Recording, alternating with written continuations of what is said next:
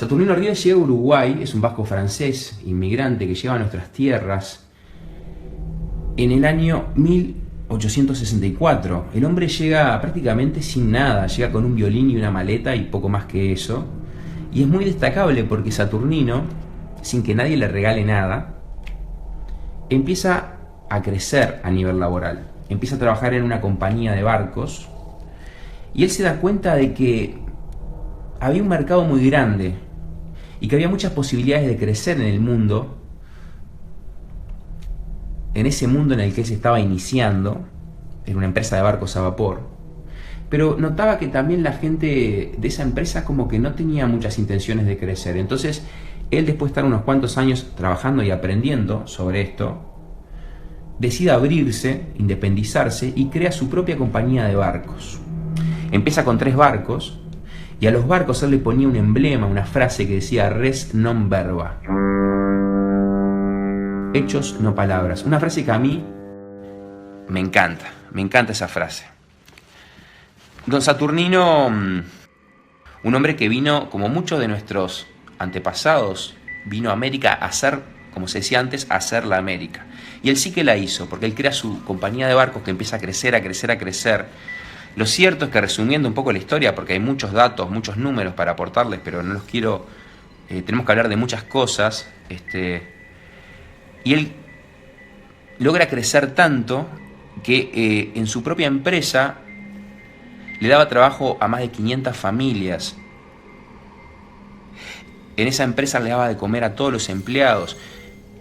Creó una escuela a la que asistían los hijos de los empleados, una escuela a la que fueron más de 1000 niños en algún momento. Y ayudaba muchísimo a la gente, era muy querido, era un hombre que aparentemente ayudaba mucho a los salteños. Todo era prosperidad, era felicidad en Salto de la mano de Saturnino. Muchas familias comenzaron a disfrutar la vida porque sentían que podían crecer de la mano de un empresario tan talentoso. Los niños iban a la escuela que Saturnino creó para los funcionarios de su empresa. Muchas familias tenían trabajo. Y era un hombre muy querido. Pero, llegado el año 1897, un año que marca a los salteños, porque cuando llega el año 1897, más precisamente la noche del 23 de junio, Saturnino se encontraba postrado en su cama muy enfermo por causa de una nefritis aguda. Y de manera urgente, casi que agonizando, llegan a su casa, a su habitación, los 4 hombres de confianza de Saturnino. Sus 4, vamos a decirlo de alguna manera, mano derecha, como conocemos a esa gente que es de confianza, la gente a la que un empresario de poder deposita su confianza. Saturnino tenía 4 hombres de confianza que llegan esa misma noche en la que Saturnino agonizaba en su cama. Hablan con el ama de llaves y le comentan que iban a llamar a un escribano y que precisaban conseguir algunos testigos porque Saturnino iba a elaborar un testamento, porque iba a fallecer. Todo era muy raro. Lo cierto es que llega un escribano y también llaman a algunos testigos que le iban a dar validez a ese testamento que se iba a elaborar unos instantes antes de la muerte de este hombre. Llegan los testigos, llega el escribano y empiezan a leer en voz alta el testamento que habían redactado. Saturnino estaba muy débil y lo que llama la atención es que ese día en la habitación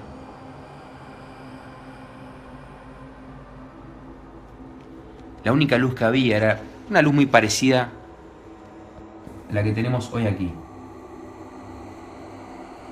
Nada más que era la luz de un farol. Era muy raro porque en ese año, en 1897, solo 2 lugares tenían energía eléctrica, tenían luz. Y uno de estos 2 lugares era la casa de don Saturnino Ríos. Sin embargo, la habitación estaba apenas iluminada por la luz de un farol. Y en ese cuarto iluminado por el farol estaban Saturnino postrado en la cama, los 4 hombres de confianza, el escribano que habían llamado y los testigos. El escribano le iba preguntando a don Saturnino si en el pleno uso de sus facultades mentales, le otorgaba sus bienes a los herederos, que precisamente los herederos eran esos 4 hombres de confianza, y Saturnino, muy débil, apenas asentía con su cabeza o levantaba su mano, como dando a la derecha, como diciendo que estaba todo bien. Cada tanto uno de los hombres de confianza se acercaba porque supuestamente Saturnino le susurraba alguna palabra, mientras los testigos veían asombrados cómo Saturnino estaba dejando toda su fortuna a esos 4 hombres, que en realidad estaban muy bien económicamente. Todos pensaban que Saturnino iba a dejar la empresa a las familias de los trabajadores porque él no tenía herederos, que iba a dejar la empresa, o por lo menos para que siguiera funcionando. Pero no, se le dejaba todo a estos 4 hombres. Y bueno, finalmente, luego de ver cómo Saturnino con muchos problemas, porque estaba muy débil, levantaba una mano o asentía diciendo que sí, de esa manera dando el sí a todo lo que le estaban diciendo, termina aprobando ese testamento que había aparecido sobre el final. Lo curioso es que apenas termina el testamento, piden a todos que se retiren de la sala y luego, minutos después, comunican que Saturnino había fallecido. Cuando los salteños se enteran de esto se ponen se indignan, no pueden creer como un hombre tan bueno que en vida le había dado trabajo a tanta gente, que había alimentado a tantas familias, que había educado a tantos niños, cómo de golpe los dejaba sin nada, cómo en el momento en el que él se va de esta vida los deja desamparados. Nadie podía creer, incluso lo tildaron de mezquino, de misántropo, de egoísta. Pero lo cierto es que los salteños ignoraban que ese no era el verdadero testamento. Tiempo después, uno de estos hombres, de estos 4 hombres, que ese día vestían trajes oscuros, esos 4 hombres de confianza de Saturnino, borracho en un bar, contó la verdad de una de las tramas más macabras que se recuerdan en el Salto oriental.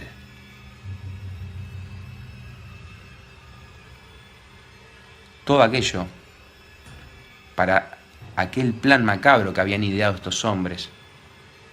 Solo bastaron unas pocas cosas: un escribano inescrupuloso, 4 herederos fraudulentos y una piola.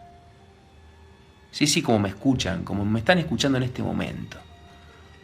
Una piola que pasaron por debajo de su cabeza y que luego también, desde otro extremo, con otra piola, la ataron a su muñeca.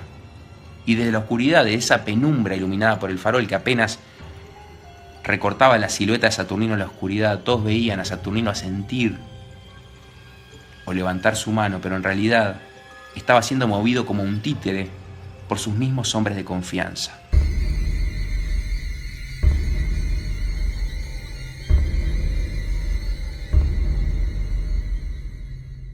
Y así, ante cada pregunta, si le dejaba toda su fortuna a estos hombres, uno de ellos, que movía los hilos, lo hacía hacer que sí con la cabeza, o levantaba su mano. Los testigos en la oscuridad no pudieron ver a esta piola que movía el cuerpo sin vida a Saturnino, porque cuando llega el escribano, Saturnino en realidad ya había muerto. Y los hombres, viendo que,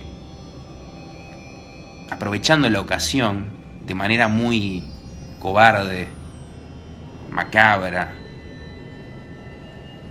asquerosa por decirlo de una manera, manipularon el cuerpo sin vida de este hombre para quedarse con su fortuna. Esta es una de las historias más impactantes de Salto. Es tan real que hoy, si visitamos la ciudad de Salto, vamos a descubrir que muy cerca del río Uruguay hay una pequeña calle que lleva el nombre de Saturnino Rives. Esta historia nos deja pensando sobre la codicia de las personas, hasta qué punto somos capaces de llegar cuando nos mueven los hilos de la codicia y la ambición. El símbolo de la muerte es una novela trepidante, inquietante, diferente a cualquier otra que hayas leído anteriormente. Si te gustan las leyendas mágicas, los mitos urbanos, las historias de terror contadas en el fogón, todo eso podrás encontrar en el libro. Prepárense para vibrar con el símbolo de la muerte, la novela más esperada por las voces anónimas.